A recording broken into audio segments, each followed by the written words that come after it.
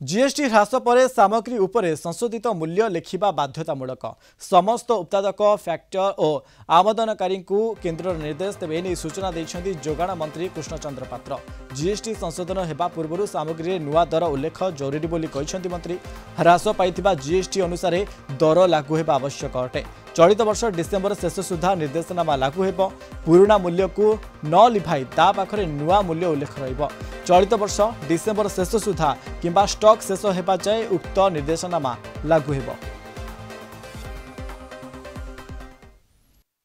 Case रे GST मध्य पूरा नील कर दिया गला। ये बहुत बड़ स्वागत योग्य पदक्षेप। निश्चित भाव में स्टिकरिंग हम जोड़ा नील से तो पूरा नील हो गला। बहुत गुड़े जिनस नील हो गला। मेडिसिन फैक्सीन ऊपर पूरा नील हो गला।